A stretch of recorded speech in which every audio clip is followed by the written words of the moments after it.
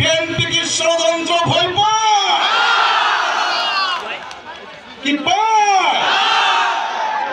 কি বলবো? মেহেরপুরে জেলা দিয়ে নদী দিয়ে মধ্য দিয়ে এসেছে মানুষ। বিএনপি কি ষড়যন্ত্র ভয় পায়? কি পায়? মেহেরপুরে বিএনপি সমাবেশের নেতাকর্মীদের সরব উপস্থিতি। অবনতিশীল আইন শৃঙ্খলা পরিস্থিতির উন্নতি, দ্রুত গণতান্ত্রিক যাত্রাপথে উত্তরণ এবং রাষ্ট্রে চলমান শেখ হাসিনা ফ্যাসিবাদের চক্রান্ত মোকাবেলার দাবিতে আজ মেহেরপুরে এক সমাবেশ অনুষ্ঠিত হয়।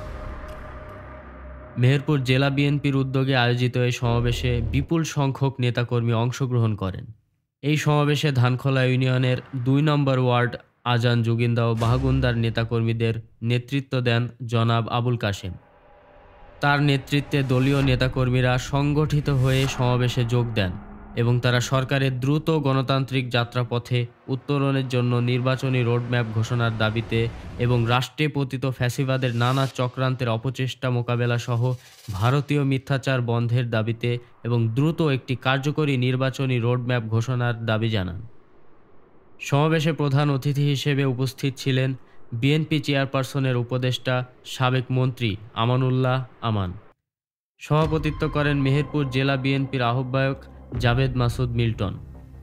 বক্তারা বলেন, বর্তমান সরকার জনসাধারণের মৌলিক দাবি, দ্রব্যমূল্যের ঊর্ধ্বগতি, জনগণের জীবনযাত্রাকে কঠিন করে তুলেছে।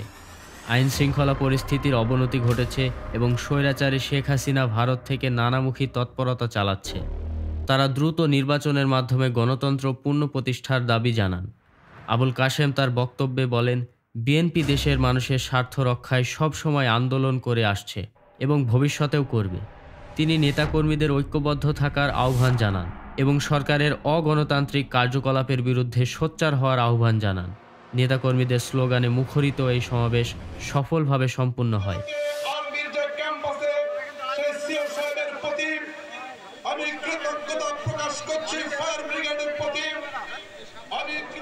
ঐক্যবদ্ধ থাকবেন, নেতৃত্বের প্রতিযোগিতা থাকতে পারে, কিন্তু দলের বিরুদ্ধে কেউ কাজ করবেন না। যে দলের বিরুদ্ধে কাজ করবেন সে ছিটকে পড়বেন, ছিটকে পড়বেন। আসসালামু আলাইকুম বন্ধুগণ, আমি শুধু কৃতজ্ঞতা প্রকাশ করে আমি আমার বক্তব্য শেষ